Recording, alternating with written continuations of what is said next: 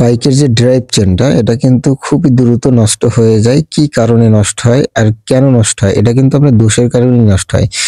যে কারণে নষ্ট হয় সেই মানে কারণগুলোই আমি তুলে ধরবো এবং আর এই যে ড্রাইভ চেনটা ভালো রাখার জন্য আ যে টিপস গুলো আছে সেই টিপস গুলো কিন্তু আপনাদের সামনে তুলে ধরবো।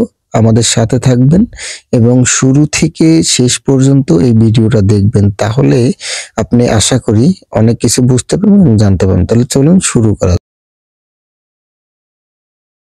আসসালামু আলাইকুম বাইকার্স কেমন আছেন? আলহামদুলিল্লাহ অনেক ভালো আছেন আশা করি। আমি মোহাম্মদ তুহিন খান বাইক সার্ভিসিং বিডি চ্যানেল থেকে।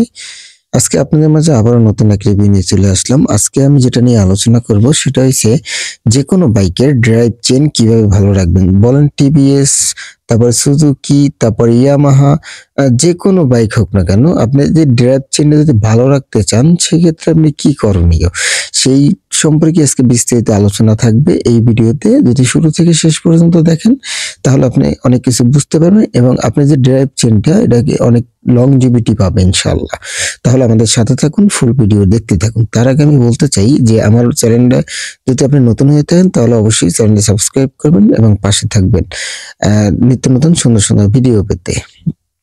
আর আপনার মাধ্যমেই কিন্তু আমি সামনে আগিয়ে যাব। যদি আপনি আমারে হেল্প না করেন তাহলে কিন্তু আমি সামনে আগায় যেতে পারবো না। যাই হোক, এই যে দেখেন ড্রাইভ চেইনটা এটা হচ্ছে সিল চেইন। এখন যত বাইকই আসুক না কেন এখন কিন্তু সব বাইকই এরকমই সিল চেইন দিয়ে থাকে। এখন যদি এই সিল চেইন দিয়ে থাকে এই সিল চেইনটা কিন্তু একটা মেইনটেনেন্স আছে। সেই মেইনটেনেন্সটা কি?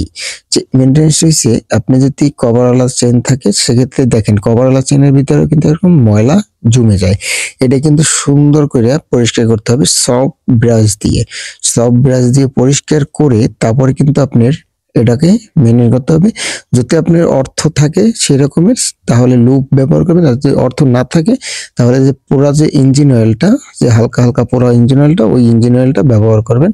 তাহলে আপনার চেইনটাকে অনেক লাস্টিং করবে আশা করা যায়। আর চেইন স্পকেট চেঞ্জ করতে গেলেই কিন্তু আপনার এই যে মাউন্টেনটা চেঞ্জ করবেন।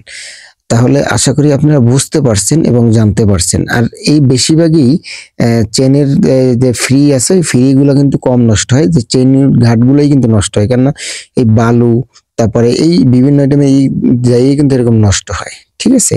তাহলে আশা করি বুঝতে পারছেন এবং জানতে পারছেন। তাহলে এই পর্যন্তই আসি। আসসালামু আলাইকুম।